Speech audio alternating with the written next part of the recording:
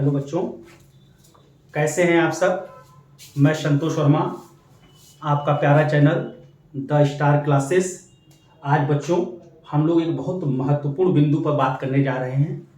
आक्सीकरण संख्या कैसे ज्ञात करते हैं। कोई भी यौगिक दिया हुआ है, उसमें किसी तत्व को हमने रेखांकित कर दिया, तो उस यौगिक में पर्टिकुलर उस रेखांकित तत्व की आक्सीकरण संख्या कैसे ज्ञात करेंगे। आइए इसको ध्यान से सीखा जाए और निश्चित तौर पर कुछ समय के पश्चात आप किसी भी यौगिक में किसी भी तत्व की आक्सीकरण संख्या ज्ञात बहुत आसानी से, बहुत इजीली आप फाइंड आउट कर लेंगे। आइए देखा जाए। कुछ चीजों को आपको ध्यान में रखना है। क्या ध्यान में रखना है? किसकी कितनी आक्सीकरण संख्या होती है। जो फर्स्ट ग्रुप के जो तत्व होते हैं, फर्स्ट ग्रुप के कौन कौन से तत्व होते हैं बताइए।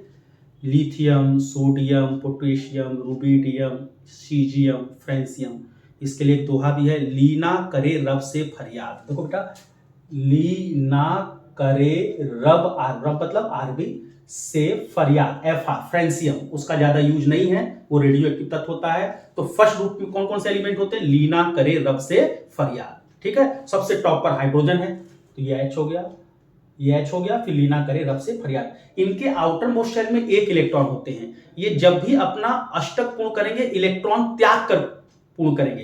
तो जो फर्स्ट ग्रुप के जितने भी एलिमेंट होते हैं, सबकी आक्सीकरण संख्या +1 होती है, क्योंकि ये एक इलेक्ट्रॉन लूज करके, एक इलेक्ट्रॉन त्याग करके अपना अष्टक पूरा करते हैं। और जो परमाणु इलेक्ट्रॉन का त्याग करता है उसके ऊपर प्लस आवेश आता है। तो लिथियम एक इलेक्ट्रॉन त्यागेगा तो लिथियम के ऊपर एक प्लस आएगा। सोडियम एक इलेक्ट्रॉन त्यागेगा, इसलिए +1। तो इन सभी के ऊपर, hydrogen, lithium, sodium, potassium, rubidium, caesium, इनके ऊपर +1 आवेश होता है, इसलिए इनकी आक्सीकरण संख्या कितनी होती है? +1।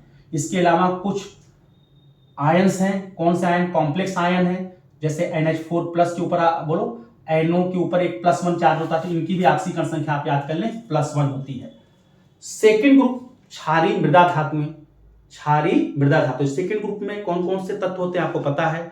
Beryllium, magnesium, calcium, strontium, barium, radium. नहीं तो इसका आसान तरीका बता देते हैं।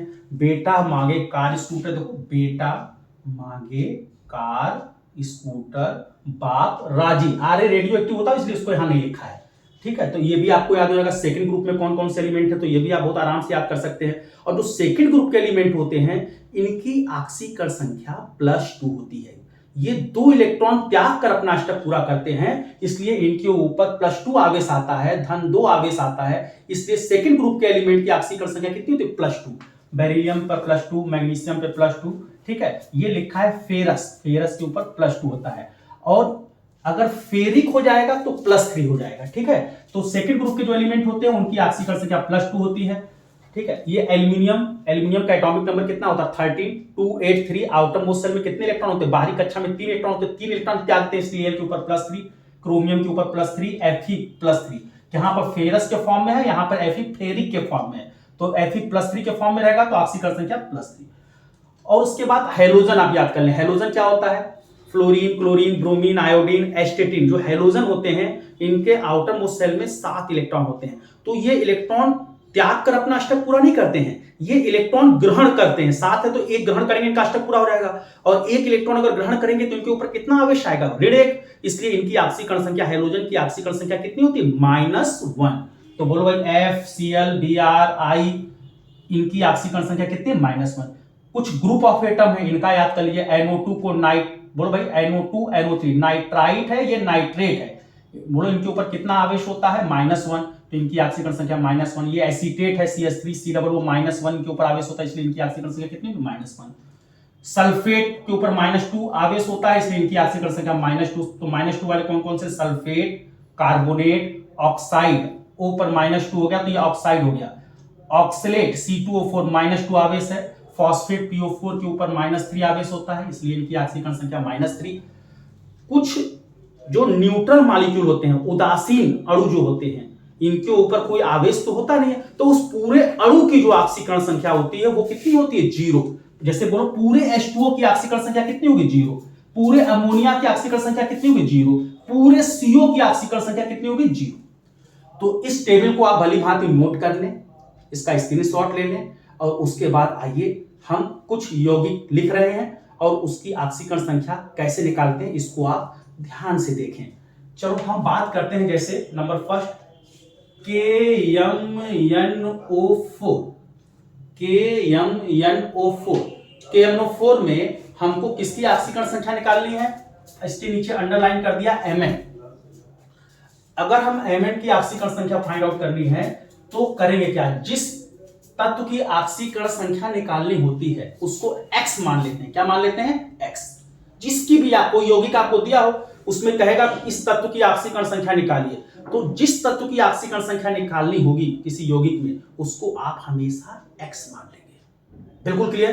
तो KMnO4 में किसकी ऑक्सीकरण संख्या निकालनी है, Mn की, तो Mn को हम x मान लेंगे और बाकी जितने तत्व बचे हैं उनकी ऑक्सीकरण संख्या इस सारणी को देखकर आप लिख देंगे। अब देखो बेटा K की ऑक्सीकरण संख्या बताओ, K तो ऐसे याद कर लिया, फर्स्ट बुक का एलिमेंट है। लीना करे रब से फरियाद, K आ गया ना, लीना करे K आ गया ना, रब से फरियाद। तो फर्स्ट ग्रुप के एलिमेंट की ऑक्सीकरण संख्या कितनी होती है, +1। बहुत दिमाग लगाने की जरूरत नहीं। तो K की ऑक्सीकरण संख्या हमको पता है, नहीं पता है तो टेबल याद कर लीजिए। K की ऑक्सीकरण संख्या कितनी होती है, +1। किसका निकालना है, Mn का, तो Mn को हम x मान लेंगे, ठीक, प्लस। अब एक तत्व दूसरे तत्व के बीच में प्लस का साइन लगाएंगे। अब बताओ भाई O की ऑक्सीकरण संख्या कितनी होती है, टेबल देखो, -2। कैसे होती, O के वैलेंस शेल में 6 इलेक्ट्रॉन होते हैं, अपना अष्टक पूरा करने के लिए 2 इलेक्ट्रॉन ग्रहण करता है तो O के ऊपर -2 आवेश आ जाता है, इसलिए O की ऑक्सीकरण संख्या कितनी होगी, -2। और यहां पर कितने O है, 4। एक O की -2 है तो 4 O के लिए तो 4 × -2 इक्वल टू, देखिए भाई इस पूरे यौगिक के ऊपर कोई आवेश तो है नहीं, तो पूरे यौगिक की ऑक्सीकरण संख्या बराबर आप क्या लिख देंगे, 0। कोई अगर इस पूरे यौगिक के ऊपर कोई आवेश तो है नहीं, कोई आवेश नहीं, तो हमेशा आप बराबर क्या लिखेंगे, 0। और x के लिए सॉल्व कर लेंगे। बोलो बेटा, +1 + x, 4 2 8, 4 दूनी 8 हो गया, -8 0। 8 में से +1 -8 है, ये +1 है। बोलो कितना बचेगा, x - 7 = 0, x = +7। तो बताओ भाई KMnO4 में Mn की ऑक्सीकरण संख्या कितनी आ गई, +7। आइए अब नेक्स्ट एग्जांपल देखा जाए, दूसरा देखते हैं हम लोग, K2Cr2O7। K2Cr2O7 इसको पोटेशियम डाइक्रोमेट बोलते हैं। इसमें हमको Cr की ऑक्सीकरण संख्या निकालनी है। तो बताओ भाई K की कितनी होती है, टेबल देखो, +1। और कितने K है, 2, तो 2 × +1, 2 × +1।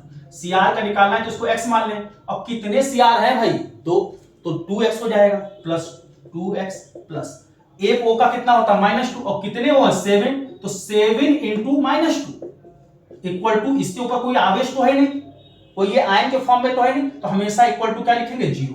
तो 2 1 जा 2 +2 +2x, 7 दूनी 14 हो गया, माइनस का हो जाएगा 0।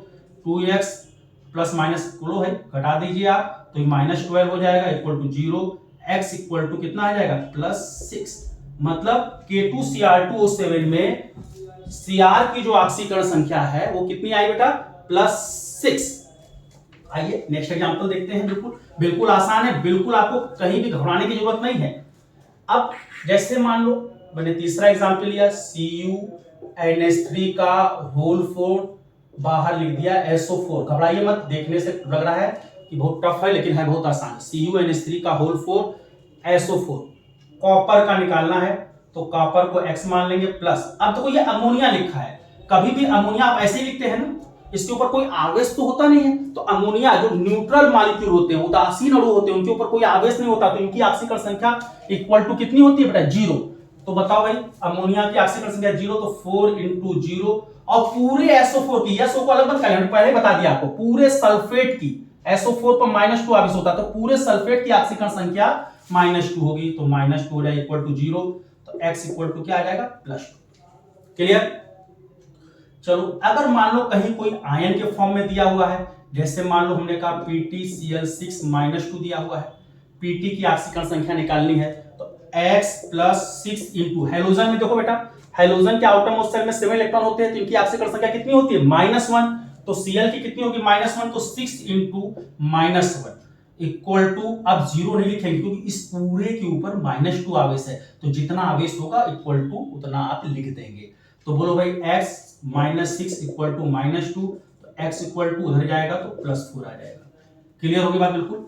अच्छा अब कुछ देखो भाई, कुछ एक्सेप्शनल आपको हम बता देते हैं, कुछ अपवाद वाले बता देते हैं। क्या, वैसे तो O की ऑक्सीकरण संख्या -2 होती है, लेकिन in case of peroxide, in case of peroxide. वैसे O की ऑक्सीकरण संख्या -2 होती है, लेकिन पराऑक्साइड के केस में बहुत ध्यान सुनिएगा भाई, अक्सर परीक्षा में पूछा जाता है, जो अपवाद वाले होते हैं सबको तो पता है O की ऑक्सीकरण संख्या -2 होती है, लेकिन जहां पर पराऑक्साइड का केस होगा, पराऑक्साइड की पहचान जब उसका आप संरचना बनाएंगे तो O के बीच में सिंगल बॉन्ड होगा। जब दो ऑक्सीजन डायरेक्टली सिंगल बॉन्ड से अटैच होते हैं तो उसको हम पराऑक्साइड बोलते हैं। तो in case of peroxide, oxidation number of O की जो ऑक्सीकरण संख्या है वो -2 न होकर -1 होती है। ये आप याद कर लेंगे।